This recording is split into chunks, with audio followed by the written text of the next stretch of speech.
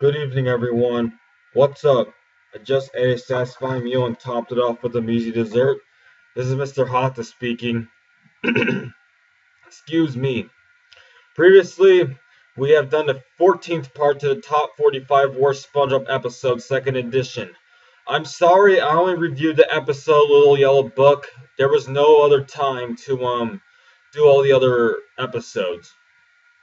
The reason why I've made it into small slots is because people will get bored if it's too long of a video. But I might consider making a remake of these videos and condensing all of them into a long one. So without further ado, here is number 7. Number 7 is an episode that everybody in the world has to hate. It's been mentioned so much in the top 4 SpongeBob episode countdowns. Like almost every one of them has mentioned this episode. One would expect to find us at either number 1, 2, 3, or 4. It's basically been like number 2 or 3 like every time, but it will stay at number 7. I'm sorry if people don't like this, but oh well. It is A Pal for Gary from Season 7, January 2nd, 2010. I remember when this episode first came on. To tell you the truth, I didn't think of this episode as abysmal until a bunch of people were saying it was, so sorry I copied everyone.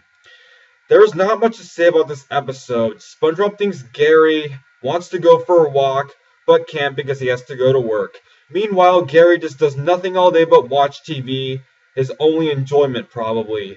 A responsible pet owner wants 2 Krabby Patties, but SpongeBob says he can't because pets aren't allowed. However, Mr. Krabs asks SpongeBob to make the 2 Krabby Patties for the responsible pet owner. He calls Gary, but no reply. Gary does nothing but watch TV all day. How sad. Is that all Gary does? That's not very constructive unless you're doing this countdown.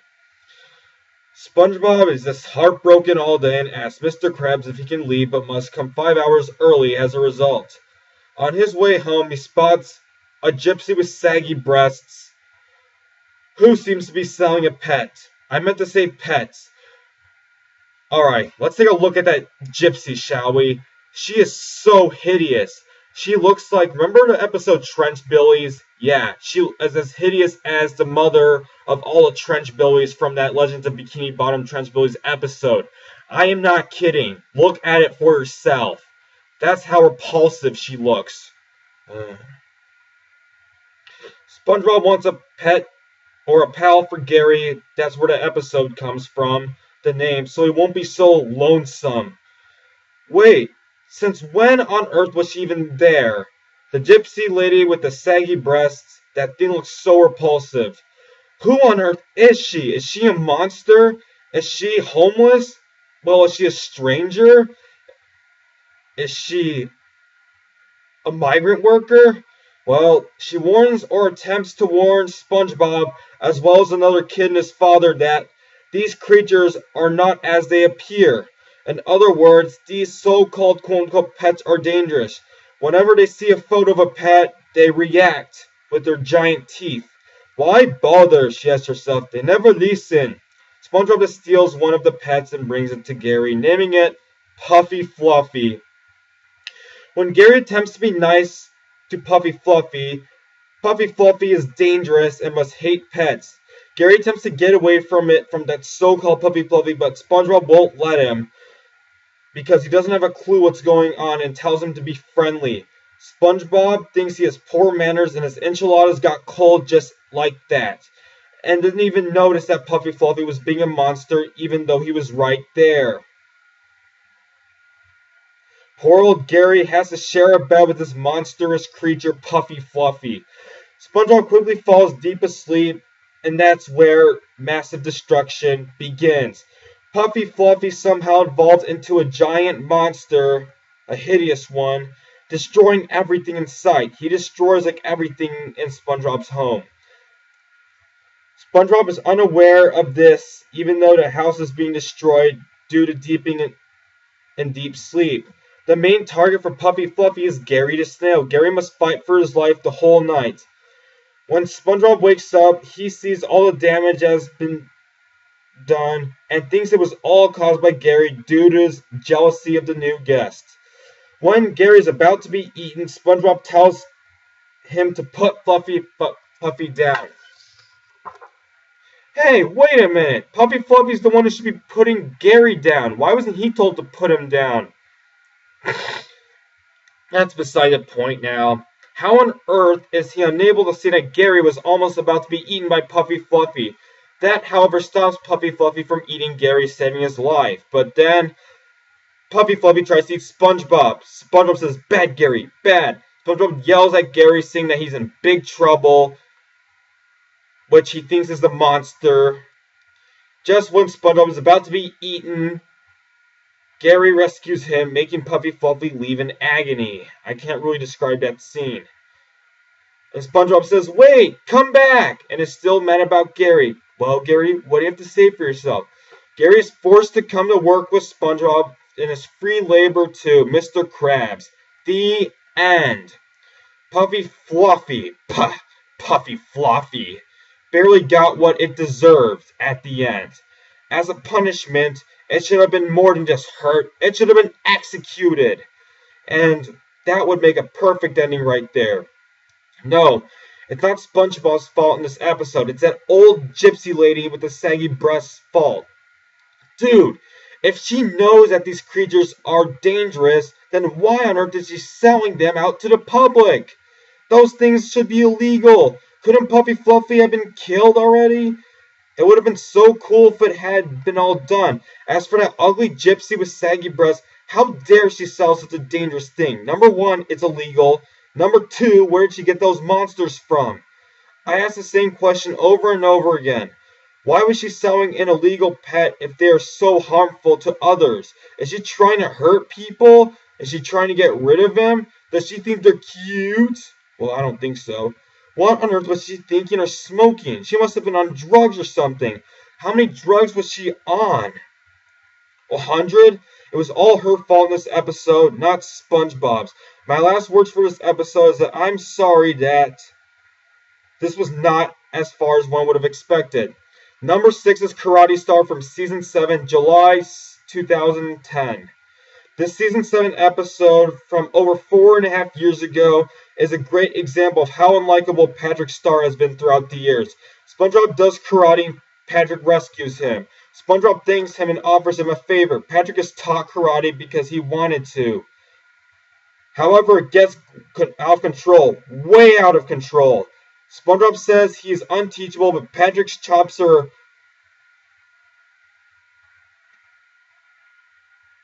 everything perfect. From out of nowhere. Huh. That's all they use karate is chopping? There's more to karate than just chopping. How does Patrick have the ability all of a sudden? They make everything look so easy, darn easy in all these things. One vital lesson that was taught to Patrick from SpongeBob is that with power comes responsibility. Before Patrick hurt someone, well, I wouldn't have cared if he did, because I don't like any of the other characters anyway. This is an accurate statement, well said by you-know-who. Does Patrick listen? Now let's see. Let's take a look, and the answer is 3, 2, 1. Crap. No, absolutely not. Patrick didn't learn a thing. Here's what the episode becomes. Ugly. Patrick goes to the Krusty Krab and causes massive destruction. At an ice cream shop, he steals all the ice cream with the karate chop, even though he's told to pay for it. After that, he karate chops everything, destroying the entire city. He karate chopped a bunch of homes. He karate chopped the muffin display and a bunch of TVs.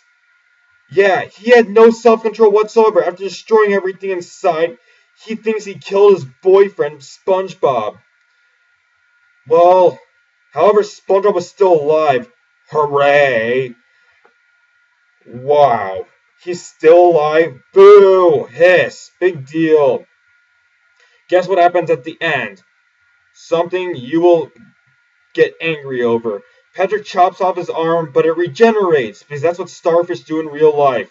There's a second Patrick who just chops all over the place. The end. Patrick, what can I say about this massive destruction he's caused? That is how untrustable Patrick is. One of these days, he's going to kill someone with his poor behavior. Not only has he caused thousands of dollars of damage, he almost killed his best friend. I would have actually liked to see him kill SpongeBob and go to jail for life. I would have actually been very admired from this. What made the season episode from almost 4.5 years ago fall completely flat on his face was that Patrick didn't get punished. Why isn't the so-called karate star Pink Fatty getting punished? He committed a crime, a serious crime. What he was doing was wrong, very wrong. He is so bad that he did not deserve to regenerate. Why did he have to regenerate? Why did everything have to regenerate? Why was he unable to control that crazy chop? He didn't deserve another arm. He should have lost that arm permanently like humans do. He was not having that problem in any of the other episodes. One solution is that he could have been exiled to the land of nowhere. Then he can karate chop anything. Patrick never does karate again, and that was like Squidward's defense. Even Squidward's karate was infinitely better than Patrick's. Oh yeah, why does Squidward have to be punished all the time, but Patrick always gets off scot-free every time? That's not fair. That's sickening. Not only is Patrick brainless, he's dangerous. He needs to be sent to the mental institution. And he needs to be karate chopped by Squidward, which was infinitely better than Patrick's. This episode was bad enough to be in the top 5. But it was almost as bad as the others. The top 5 territory will be coming pretty soon. That's all I have to say for the 15th part of the Worst SpongeBob Episodes, 2nd edition. See you on my 16th part. Good night. Sorry for rambling and raging, but oh well. Good night.